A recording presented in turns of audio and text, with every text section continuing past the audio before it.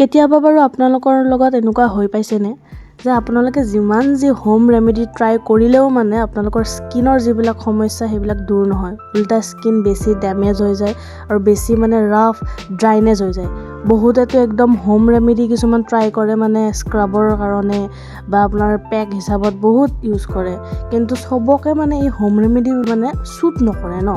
তো গতিকে আজি মই আপোনালোকৰ বাবে লৈ আহিছোঁ এনেকুৱা এটা প্ৰডাক্ট, যিটো প্ৰডাক্ট আপোনালোকে যদি ইউজ কৰে নহয়, আপোনালোকৰ যিমানবোৰ সমস্যা আছে স্কিনক লৈ, ডেমেজ হোৱা বা আপোনালোকৰ ড্ৰাইনেছ হওক, ইচিংনেছ হওক, ছফ্টনেছ নোহোৱা হৈ যোৱা স্কিনৰ, মানে গোটেইখিনি সমস্যা একদম দূৰ হৈ যাব আৰু আপোনালোকৰ স্কিন একদম পূৰা ছফ্ট, চাইনি, পূৰা একদম ধুনীয়া হৈ পৰিব।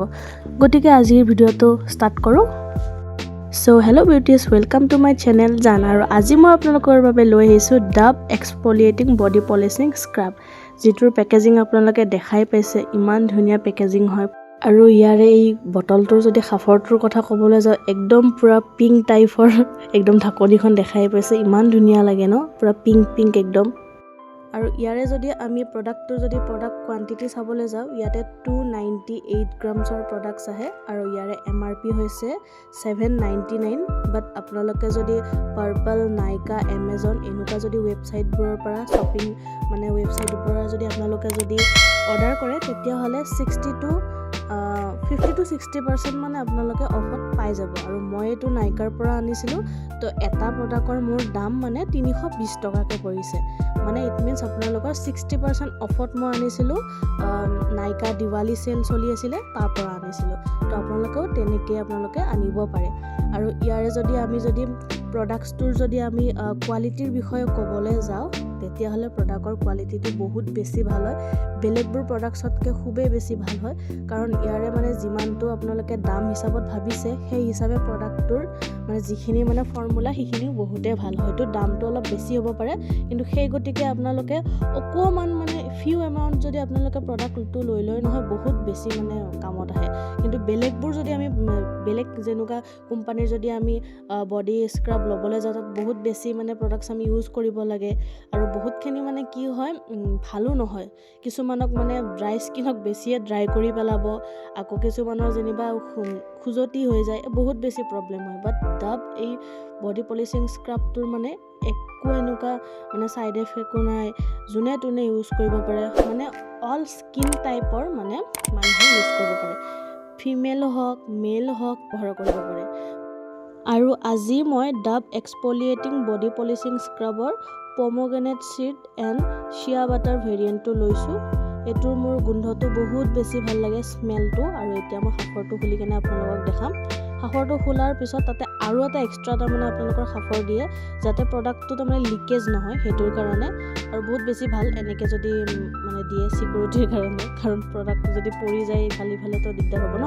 আৰু দেখা পাইছেনে কেনেকুৱা একদম কোৱালিটিটো দেখা পাইছেনে, একদম পূৰা ছফ্ট দেখি কেনে লাগিছে, আৰু পূৰা চাইনি সৰু টিকলু বিটছবোৰ আছে, এই দেখা পাইছে টিকলু।